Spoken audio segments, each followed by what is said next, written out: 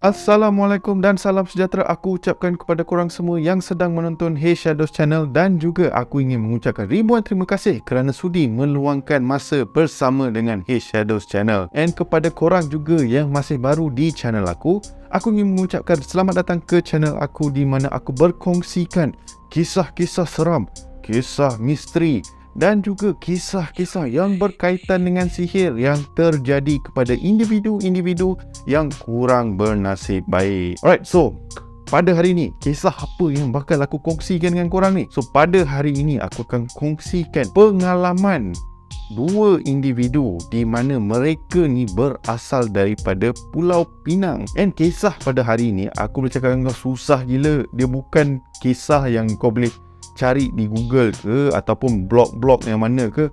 Memang susah sebab apa? Ini adalah kisah orang-orang tempatan dekat situ tau. And hanya mereka-mereka je yang tahu tentang misteri ataupun pengalaman-pengalaman yang berhantu dekat kawasan tersebut. So kisah apa yang aku bakal kongsikan dengan korang pada hari ini? Tanpa membuang masa, kita perdengarkan kisah seram pada malam ini. Let's go. Wow. Oh yes, sebelum aku lupa, kisah pada hari ini ada dua kisah yang bakal aku kongsikan. Alright, bukan satu tapi dua. Tadi aku lupa nak bagi tahu. Itulah, terlalu fikirkan, terlalu fokuskan pada sesuatu. And aku lupa nak bagi tahu korang dua kisah yang bakal aku kongsikan pada hari ini. Let's jump.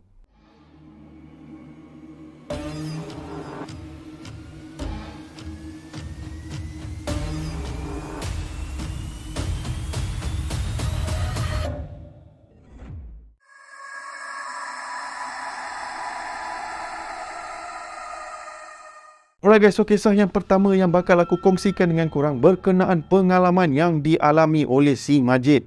Alright, so Majid ni merupakan seorang penduduk tempatan di Pulau Pinang di mana dia bekerja di sebuah tempat yang bernama Countryside Stables Penang. Alright, dengan kata lain, dia merupakan salah satu kandang kuda yang terdapat di balik pulau. Kebanyakan selalunya mereka-mereka yang melawat Pulau Pinang ke apa ke, yang nak naik kuda ke kan, nak rasa feel-feel naik kuda ke ataupun lipat dekat kawasan situ sambil pegang-pegang kuda ke apa ke, tempat tu lah di mana Majid bekerja. So Majid ni dah bekerja dekat situ dah hampir 2 tahun. So tugas si Majid ni selalunya kalau ada pelawat ke apa ke, dia akan organize lah, dia akan uruskan kira macam kalau nak naik kuda ke apa ke, dia akan bimbing ataupun dia akan menjaga kuda-kuda yang terdapat di kandang tersebut. So si Majid ni tinggal di Georgetown dan perjalanan dia dari Georgetown ke balik pulau memang jauh weh. And aku tengok kat peta pun memang jauh lah. Dan aku sendiri yang pernah pergi ke balik pulau, dia punya jarak dia aku tak boleh nak brain lah. Memang yelah, bagi kita yang mana dah biasa kat situ tak adalah nak feel jauh ke apa. Tapi macam kita yang tak biasa, yang tak stay kat Penang, memang terasa jauh lah cerita dia. So si Majid ni akan selalu mengikuti jalan Teluk Bahang. Alright, so yang mana antara korang yang mana tak tahu jalan Teluk Bahang ni kat mana, dia tak silap aku, dia akan melalui Batu Feringgi sampailah penghujung kat situ. Dia melalui pantai Teluk Bahang and then lepas tu dia belok kiri tak silap aku, and ada empangan Teluk Bahang ni kat situ. And then lepas tu kau akan melalui lah jalan yang berliku-liku, dan juga jalan tersebut dikelilingi hutan yang tebal. Okay, and dia mengambil masa yang agak lama jugalah daripada empangan Teluk Bahang tu untuk sampai ke balik pulau. So si Majid ni dia menaiki motosikal. Alright, so macam biasalah dia akan ikut jalan liku-liku tu, and dia akan sampai ke tempat kerja macam biasalah, macam normal, tak ada apa-apa isu pun. And selalunya kerja si Majid ni daripada pukul 9 pagi sampai pukul 6 petang macam tu, and then dia akan balik lah. Tapi pada suatu hari ni di mana Majid terpaksa kerja lewat atas beberapa urusan, dikatakan ada VIP yang nak datang situ untuk tunggang kuda. So Majid nak kena make sure preparation semua elok. Bakal kuda yang VIP ni nak naik pun kena style, kena make sure, contohnya macam kuda tu kena warna hitam berbadan sasa, macam tu lah. So dia kena make sure semua urusan ataupun semua persediaan dah siap sebelum kedatangan VIP tersebut. So macam biasa, macam cakap tadi, Majid ni akan kerja dari pukul 9 sampai pukul 6 macam tu. Tapi disebabkan atas urusan yang ekstra yang dia kena stay back sikit, so dia kena make sure lah segala urusan disediakan mengikut cita rasa VIP tersebut. Alright, so walaupun Majid tahu yang pada hari itu dia kena bekerja terlebih masa, kan. Bukan lebih masa, lebih masa. Tapi si Majid ni nak cuba selesaikan semua tugas dia sebelum pukul 6. So kira dah sampai pukul 6 tu dia boleh lah balik awal. Tapi Dandan pula tak tahu kenapa tiba-tiba pada hari tersebut banyak pula orang yang datang ke situ. So dia dah terpaksa, dia tak ada cara lain, dia kenalah untuk layan semua tetamu-tetamu yang datang. And dekat pukul 4 ke pukul 5 macam tu, barulah dia boleh start tugas dia untuk buat persediaan untuk kehadiran VIP tersebut. And pada awal ni dia fikir, oh mungkin dalam sejam ke sejam lebih macam tu dia boleh lah settlekan semua kerja-kerja tu. Tapi alangkah sayang sekali, dia tak dapat nak selesaikan semua kerja tu dalam waktu yang dia bayangkan. So dia dan rakan setugas dia pun tolonglah sekali untuk menyiapkan kerja secepatnya mungkin. Tapi tanpa sedar punya ke hulu ke hilir lah, dengan kacau daripada bos lah apa semua benda. End up tugas si Majid ni selesai dekat pukul 10 ke dekat-dekat dengan pukul 11 macam tu tau. So memang lambat lah kisah dia kan. And si Majid pun dah terfikir, aduh dah malam dah, lewat malam lah ni kan. Aku dah nak kena ikut jalan Teluk Bahang tu. And jalan Teluk Bahang tu satu problem dia bila waktu malam ni. Pada waktu itu jalan Teluk Bahang ni belum ada lampu-lampu yang betul. Aku tak tahu sekarang ni dah okey ke tak. Tapi mengikut kisah, jalan dekat kawasan situ selalunya tak ada lampu jalan tau. So kadang memang agak bahaya lah bila lalui jalan situ. And tak silap aku, dekat kawasan tersebut adalah beberapa liku yang ada gaung yang kau boleh jatuh tau. Especially dekat satu kedai, ada satu kedai durian, aku ingat lagi kat tempat tu sebab aku pernah lalu tempat tu sekali. Kat kedai durian tu dia ada terletak kat situ kat tepi tu, and then dia macam seleko sikit lah, tak silap aku lah. And kalau korang yang mana berasal daripada Penang, kalau katakan aku salah, korang boleh share pendapat korang dekat komen di bawah. Okay, Majid ni dah fikir macam-macam lah. Dia dah macam, alamak, macam mana aku nak handle ni lah? Aku dah nak kena balik malam. Tu satu hal. And then jalan yang aku nak ikut tu pula, bila malam menyeramkan weh. And dengan hutan yang tebal lah. Kadang-kadang kau tak tahu apa yang ada dalam hutan tu. Dia fikir bukan apa je, bukan tak semestinya hantu saja yang ada dekat hutan tu. Dia pun terfikir kalau ada binatang liar yang tertiba melintas jalan tersebut kan. Dan tiba ada harimau ke, gajah ke. Gajah memang agak macam over sikit lah kan. Tapi itulah fikiran si Majid ni bila dia nak melalui jalan tersebut di waktu malam. So rakan setugas ni pun cakap, apa kata kau stay lah dekat rumah aku yang ada dekat balik pulau ni. So dah member dia ada rumah dekat balik pulau tu. So kalau kau tanya aku akan stay dengan member tu. Tapi Majid pun fikir, kau nak aku stay situ macam mana kan, dengan baju tak ada, dengan apa semua. Takkan aku nak pakai baju kerja untuk tidur kan. Dah lah dengan bau kuda lah, bau apa semua kan. Leceh kan. So Majid macam mana pun dia nak balik jugalah. So aku tak tahu kenapa Majid tak terfikir untuk ikut jalan lain. Kemungkinan kot tak ada jalan lain untuk balik ke Georgetown kot. Aku tak tahu. Alright. So Majid hanya cakap yang dia terpaksa ikut jalan Teluk Bahang tu sebab bagi dia adalah jalan yang terpantas untuk dia balik ke Georgetown. Aku mungkin salah, ataupun kemungkinan itulah memang jalan yang si Majid ni memang suka lah. And again, kepada korang yang mana duduk dekat Penang tu, korang bolehlah share pendapat korang di ruangan komen. Betul ke tak ni kan, tiba-tiba pula kan ikut jalan tu, jalan paling mudah, kok ada jalan lain. Aku mungkin tak tahu, Majid mungkin tak tahu kan, walaupun dia berasal daripada Penang. Okay, so kembali kepada cerita. Nampak aku dah lalut menjauh dah kat situ kan. So kembali kepada cerita. So selepas dah selesai everything all, dah tutup kandang semua. So kawan si Majid ni cakap, okay macam ni lah, kalau kau tak nak stay sekalipun, kita lepak minum dulu, kita chill dulu, baru balik. Majid macam, biar betul aku nak kena stay pula untuk makan semua benda. Pukul berapa aku nak lalu dekat jalan tu? Kurang-kurang pun kalau aku nak makan, minum ke apa kan, mau sejam ke 2 jam. Sekarang dah pukul 10.30 macam tu. Kalau aku makan minum ke apa, mau pukul 11, dekat pukul 12 aku balik. Tengah malam nak ikut jalan tu, tak apalah, tak payahlah kan. Aku tak nak tengah malam sangat untuk lalu jalan tu. Ni dah 10.30 pun dah agak lambat dah ni. So aku nak try redah secepat mungkin untuk pulang ke rumah aku yang berada di Georgetown. So kawan si Majid ni pun risaulah dengan keselamatan si Majid ni untuk mengikuti jalan tersebut. Tapi Majid cakap tak apalah, should be okay kot, aku dah biasa, aku memang orang Penang kat sini, so mungkin tak ada hal lah kot ikut jalan tu kan. Plus ada kedai durian yang ada kat situ, kalau apa-apa hal aku berhenti kat kedai tersebut. Fikir si Majid. Tapi aku tak tahulah kedai durian tu tutup pukul apa kan. Selalunya pukul 10 dah tutup mungkin ada pukul 12 ke ataupun 24 hours ke. Aku tak tahu sebab aku tak suka makan durian. Kenapa durian dimasukkan dalam cerita ni, aku pun tak tahu. Alright, reda je. So bermulanya perjalanan si Majid pulang ke Georgetown melalui jalan Teluk Bahang. Pada awalnya memanglah dia lalu dekat kawasan perumahan, kawasan perkampungan. Memang adalah lampu-lampu semua. And then sampailah beberapa meter di hadapan. Apabila dia melalui jalan-jalan yang dikelilingi dengan hutan yang tebal, korang boleh bayangkan betapa seramnya bila melalui jalan tersebut dengan keadaan gelap. Dan pula tak tahu kenapa malam tu tak banyak pula kereta yang lalu situ. Tinggallah hanya lampu yang dapat di motor si Majid ni yang menerangi kawasan jalan tersebut. So Majid dengan biasalah dia bawa motor dia selaju yang boleh.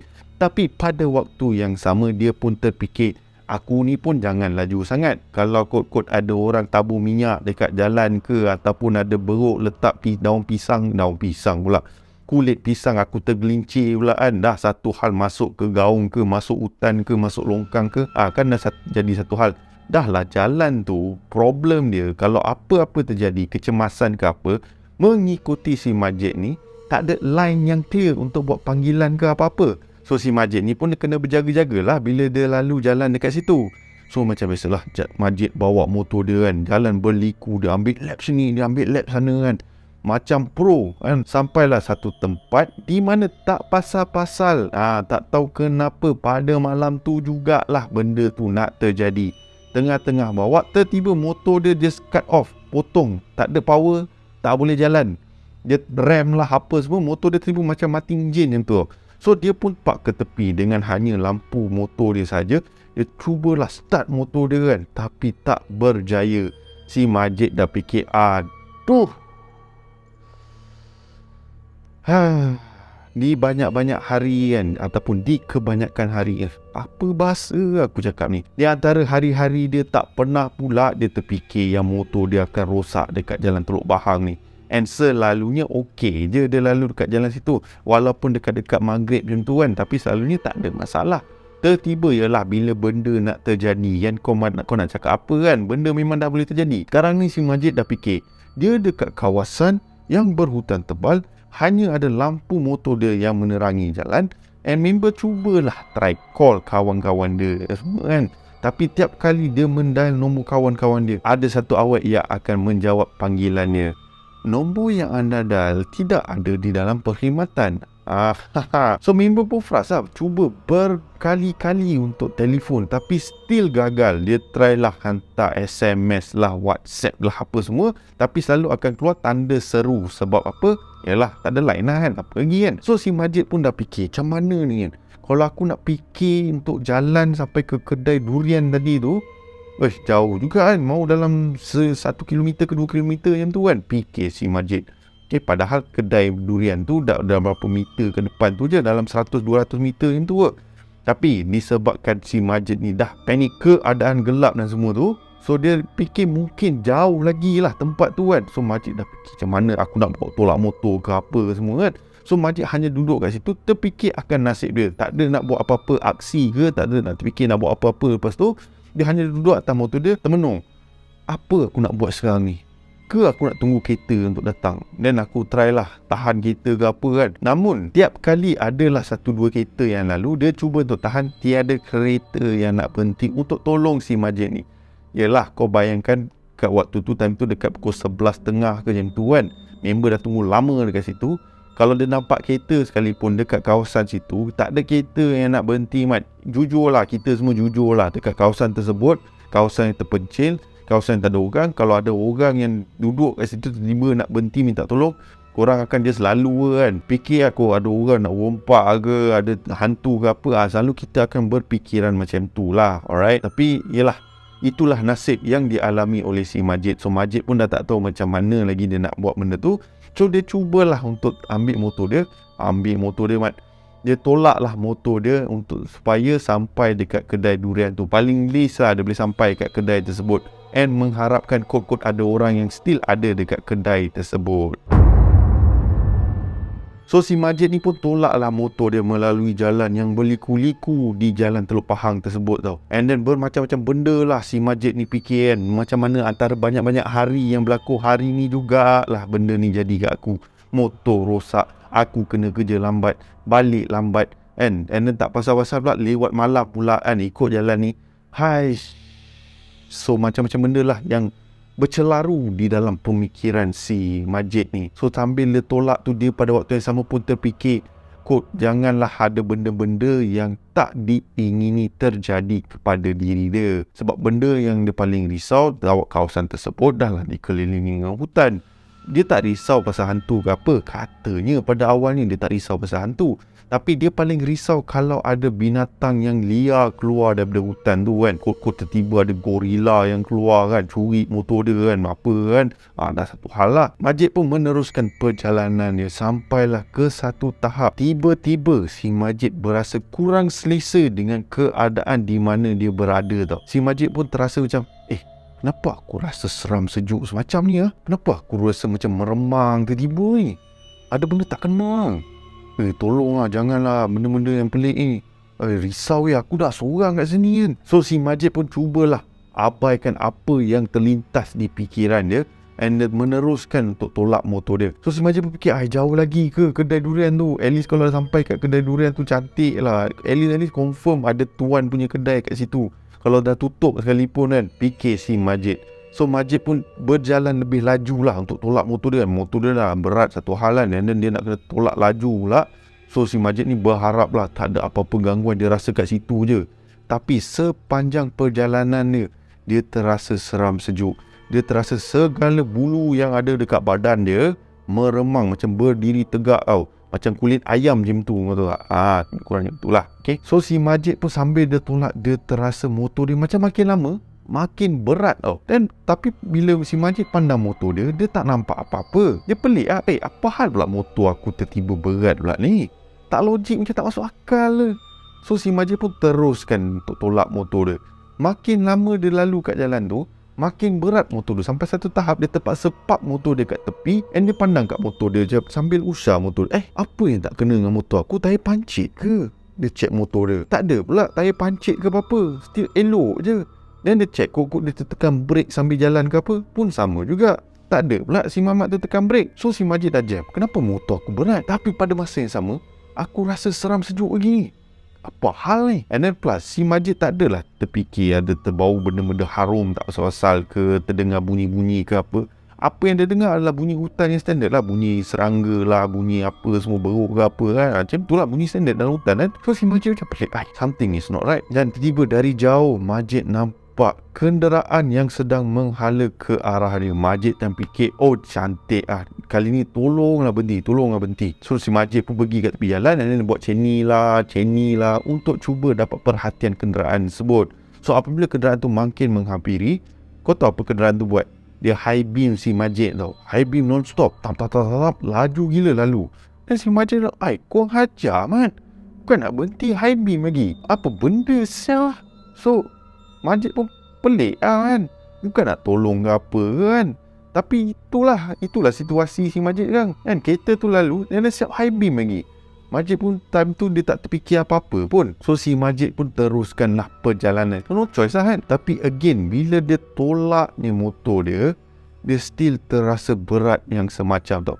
Tapi kali ini bezanya dengan tadi is that sambil dia tolak motor dia terbau sesuatu yang kurang menyenangkan tau. And time tu tiba-tiba tengah tolak tu si Majid macam,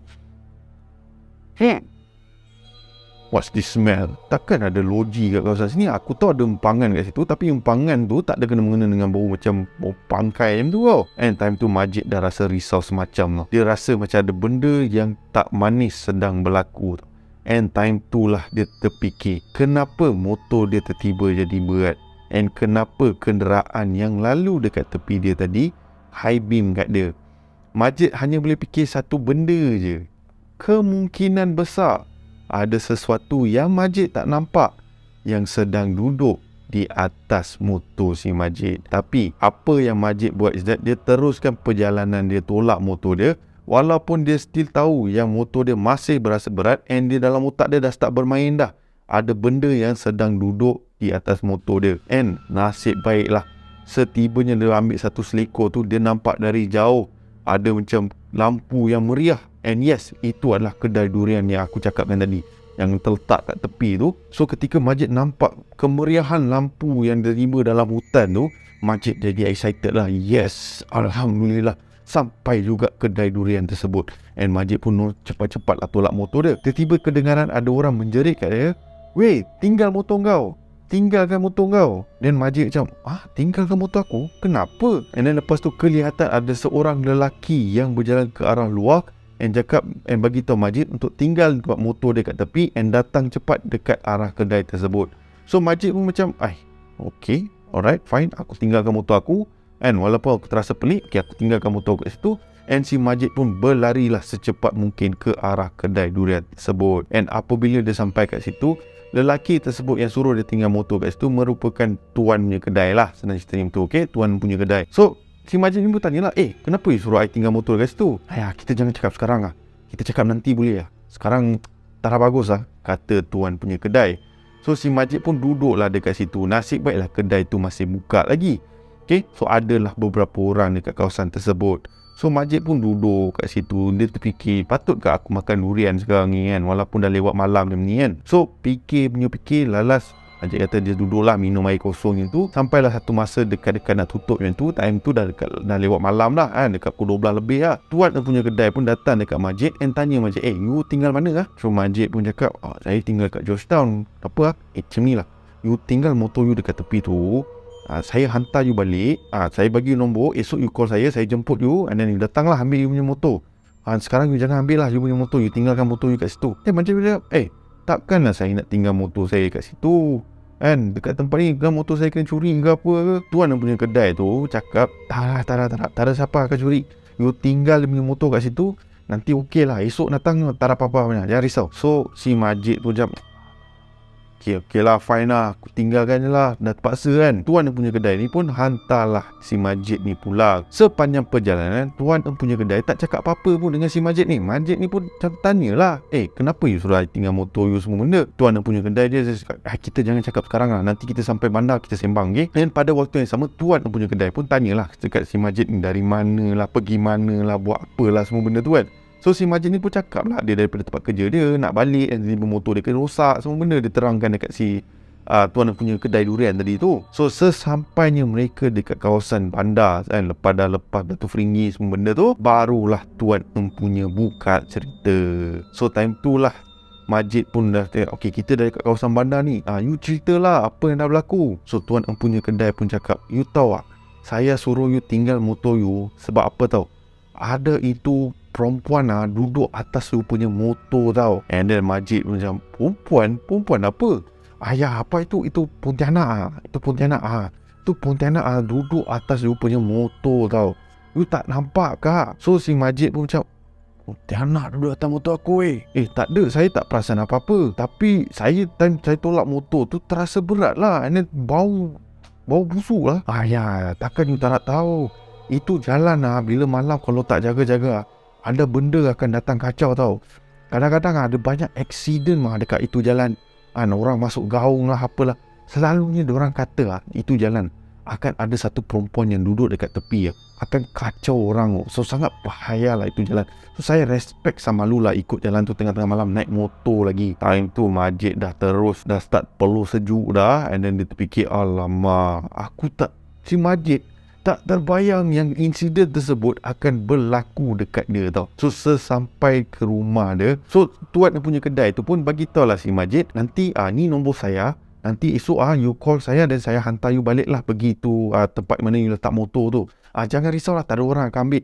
Ini lewat malam orang akan takutnya nak ambil motor. And mana tahu itu perempuan nanti datang makan itu orang satu hal lah. So Majid macam, dia ni bergurau pula, aku dah lah tengah seram ni. Okey lah, okay, thank you, saya thank you so much lah. So diorang pun bersurai. Lepas tu Majid pun masuklah ke dalam rumah. And time tu si kedua ibu bapa Majid pun berada dekat luar rumah. Tanyalah si Majid, apa hal lambat? So Majid pun menceritakan segala kisah, segala pengalamannya yang terjadi kepada si Majid dalam perjalanannya balik daripada tempat kerjanya.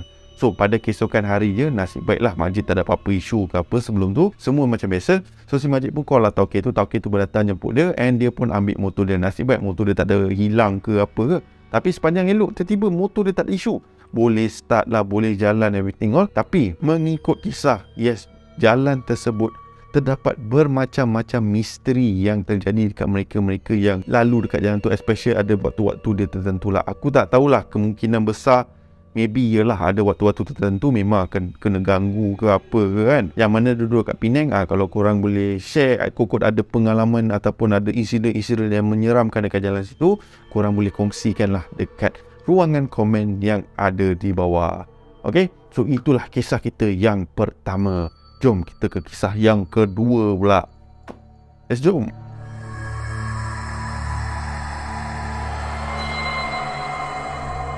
So, kisah yang seterusnya yang bakal aku kongsikan dengan korang berkenaan pengalaman yang dialami oleh si Syaril ni, di mana dia melalui satu jalan yang dikatakan jalan yang agak misteri dan menyeramkan, dan jalan tersebut tak lain tak bukan Jalan Lembah Permai. So, insiden ni berlaku di suatu malam di mana si Syaril ni lepaklah dengan member dia, disebabkan si Syaril ni kantoi bermain kayu 3. Alamak, satu hal pula. So, dia dah tak tahu nak pergi mana.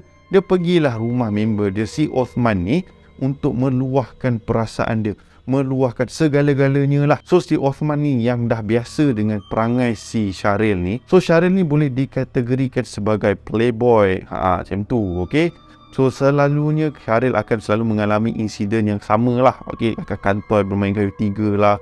Okay, sambil dah ada tunang pun still ada awet-awet dia yang lain lah, apa semua. So, si Osman ni dah lali dengan perangai si Syaril ni. So, si Syaril ni lepak lah, macam aku cakap tadi, lepak dekat rumah si Osman untuk berkongsikan segala masalah lah dia kepada si Osman ni. Osman ni pun cakap lah, kau nak aku tolong kau macam mana dah? Insiden ni ataupun perkara ni dah selalu terjadi dengan kau ni. Kau bila kau nak ubah perangai? Apa kata daripada kau asyik nak datang rumah aku and then luahkan perasaan kau, apa kata kau ubah perangai kau untuk jadi lebih setia sikit? Dan Syaril pun cakap, aku bukan berniat macam tu. Dia bagi belah macam-macam si alasan ni, si Syaril ni. So, si Osman ni boleh cakap, dah lah, aku malas dengan alasan kau.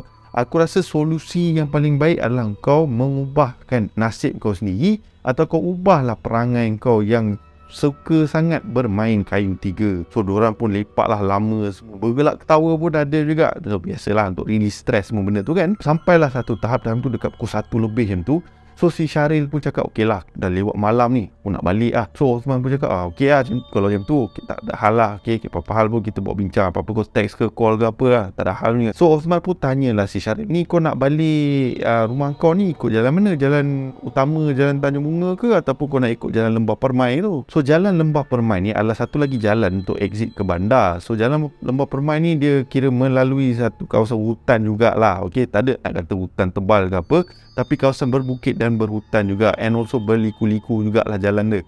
And satu lagi, jalan ni sempit. Okay, aku pernah lalu tak silap aku. Okay, Shadows ni ada je mana tempat kan, pernah lalu lah apa lah. Tapi yelah, aku just nak kongsi lah pengalaman aku. Takkan tak boleh tiba marah pula, emosi pula kan. So yes, aku pernah lalu jalan tu, memang sempit gila and berliku jugalah dia punya jalan ni. So si Syaril ni pun cakap, oh aku ikut jalan Lembah Permai kot, dekat lagi lah. Kalau aku nak keluar ikut jalan main tu, aku risau jam pula. Alamak, jam apa pukul 1 pagi Mat. Tapi si Osman cakap, okey, kau ikut jalan tu berjaga-jaga kan Mat, tempat tu boleh tahan enggak keras dia. Dan Syaril pun cakap, alah apa benda kau ni, aku drive kan, aku bukan bawa motor macam si Majid tu. Tiba si Syaril pun bagi tahu lah si Osman, yakinkan si Osman yang tak ada apa-apa yang akan berlaku lah. So pada malam tu tak tahu kenapa si Osman ni dia rasa tak sedap hati tau. Dia rasa macam, tak Syaril, kau ikut jalan biasa lah, kau ikut jalan besar tu, kau jangan ikut jalan belakang tu. Dan Syaril pun cakap, weh, kau nak aku ikut jalan tu jauh lah. Tak apa lah, aku ikut jalan Lembah Permai tu, tak ada isu pun. Alamak, aku dah stay Penang ni berapa tahun Mat. So si Osman ni pun malas nak bergaduh dah. So Osman pun okey lah, lantak kau lah. Tapi bila kau dah sampai rumah nanti, call lah aku, okey? Tolong call aku dah harap tak ada apa-apa yang berlaku. Dan si Syaril pun cakap, kau hajar sangat mulut kau ni, kau nak apa berlaku kat aku? So Osman pun cakap, tak ada apa-apa lah, just make sure kau selamat sampai lah, okay? Apa-apa roja aku. So Syaril pun okay, fine.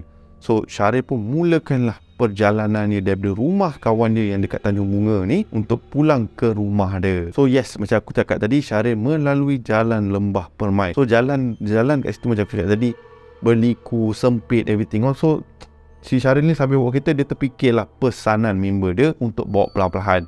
So Syaril ni bawa lah perlahan, okay, make sure yang tak adalah laju sangat ke apa lah kan. And yes, pada waktu itu dah pukul 1 lebih, kenderaan dekat kawasan situ pun dah kurang dah, alright.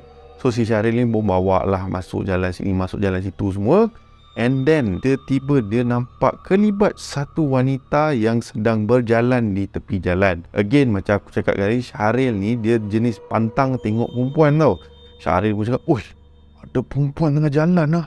Kesian ni, kena tolong ni." Niat tu dah betul lah. Alright, niat tu dah betul. Tapi masalah situasi dan tempat macam tak kena sikit. Alright dah, tempat tu malam lain macam kan, seram dia. And then plus dengan kawasan berhutan semua. Tapi yalah, Syahril sebabkan diri dia macam tu, so dia pun pergilah horn dekat perempuan tersebut. And perempuan tu pun pandanglah ke arah kereta si Syahril. And then Syahril pun buka tingkap. And Syahril tanya, "Miss, you nak ke mana, Miss?" And perempuan tu dengan berpakaian kebaya, dia macam kebaya Cheongsam mix macam tu kot. Dia macam lebih kurang macam tu lah apa yang digambarkan. Syahril lah memang macam, "Oh, cantik."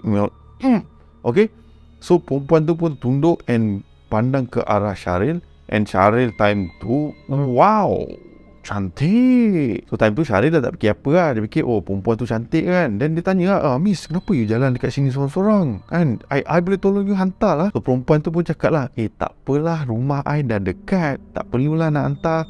I boleh jalan sendiri." Syahril sebagai seorang gentleman kan, dia pun cakap, "Tak apalah, Miss.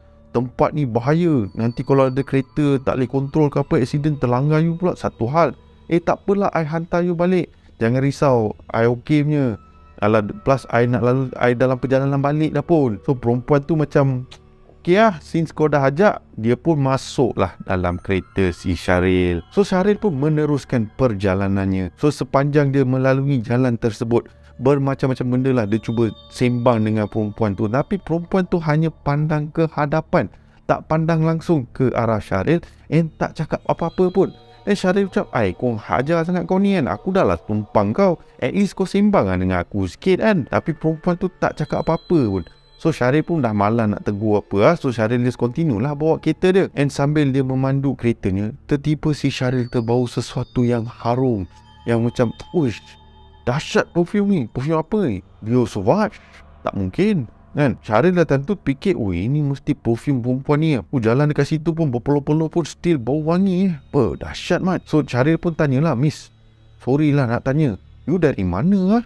Kenapa tiba-tiba jalan dekat situ semua?" Akhirnya perempuan tersebut balaslah soalan yang diberikan oleh Syahril. Perempuan tu cakap, "I ditinggalkan oleh seseorang kat sini. Tiba-tiba dia tinggalkan I terpaksa balik berjalan kaki." Dan Syahril pun cakap, "Oh, kesian. Tak patut lelaki tu buat macam tu kat you. Nasib baik I lalu dekat situ. At least I boleh tolong you." So memang manis mulut si Syahril ni kan. Kalau sesiapa mana-mana perempuan yang dengar boleh dapat diabetes stage 4 kan. Tiba stage 4. Kalau ada. Aku tak tahu lah. Alright, okay, so sambung kepada cerita. Alright, so Syahril pun dah macam excited lah kan. So perempuan ni tiba-tiba cakap balik kan dengan si Syahril. So again, Syahril tanyalah macam-macam soalan semua. And again, perempuan tu tak balas balik apa-apa soalan yang ditunjukkan kepada perempuan tersebut. So Syahril pun cakap, aduh, dia senyap balik pula. "Okay, Miss, ni you nak hantar you kat mana ni?" Dan perempuan tu pun cakap balas balik dekat si Syahril, depan tu je ada selekor, you masuk situ dan you berhenti I dekat situ. Dan Syahril pun tadi tu tak fikir apa lah. So Syahril pun sampai dekat selekor tersebut. And then perempuan tu cakap, "Sinilah, berhenti." So Syahril pun cakap, "Okay lah. Tapi kawasan sini macam tak ada rumah je. Adalah dekat belah-belah sana. Tapi baik hantar you depan rumah je. Kenapa you nak berhenti kat tepi jalan?" Perempuan tu cakap, "I tak nak my parents nampak. Nanti tak manis malam-malam macam ni ada lelaki hantar." Dan Syahril pun, "Alah, tak apalah. Plus kesian you, I tinggal you dekat situ." Dan perempuan tu cakap, tak apa. Rumah I dah dekat dah kat sini. Just bolehlah I turun kat sini je." Syahril pun malas nak berlawan, malas nak tegur apa. So Syahril pun, "Okay lah, fine lah. Kau keluar lah. Okay, kalau kau betul nak turun kat sini, lantak kau lah. Aku malah nak fikir lah." So perempuan tersebut pun keluarlah daripada kereta. So Syahril pun meneruskan perjalanannya. Sambil dia drive tu, dia pandanglah cermin belakang.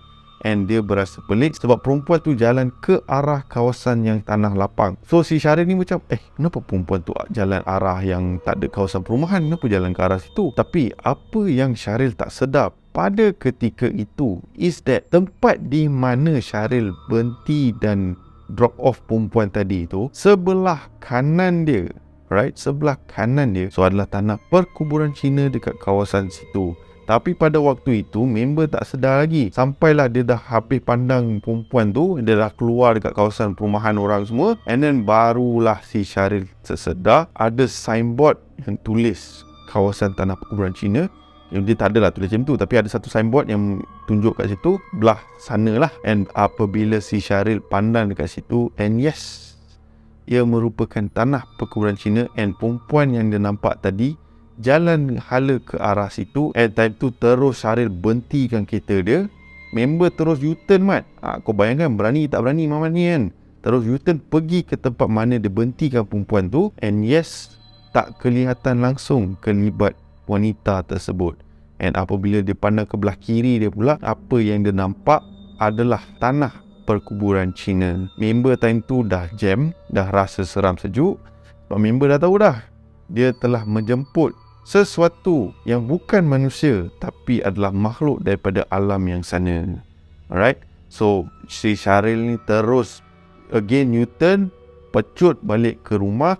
Member dah menggigil-gigil. Esok terus si kawan si Syaril ni, so Osman ni, non-stop call dia. Dan si Syaril pun jawab lah. Osman tanya, apa hal kau semalam tak call aku, tak SMS ke, tak WhatsApp apa benda semua kan. So si Syaril bercakap, aku tak boleh lah, aku tak berapa sihat lah. So Osman pun sebabkan dengar benda tu, Osman pun bergegas lah pergi ke rumah si Syaril.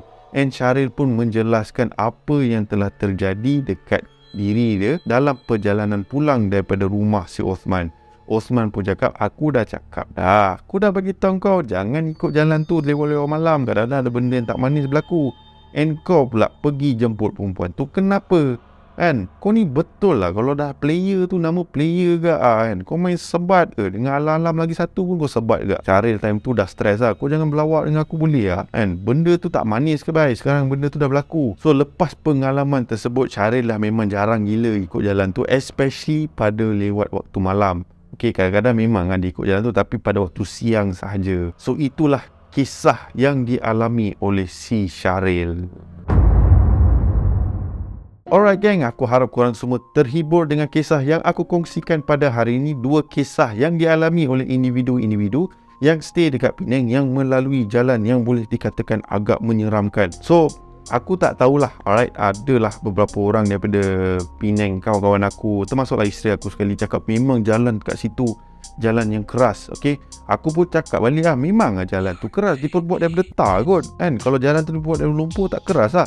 Maka aku kena marah dengan kawan-kawan aku, termasuklah bini aku sekali. So kepada korang yang mana stay dekat Penang, mungkin korang boleh kongsikan lah kisah-kisah yang mungkin pernah terjadi dekat jalan-jalan dekat situ kan.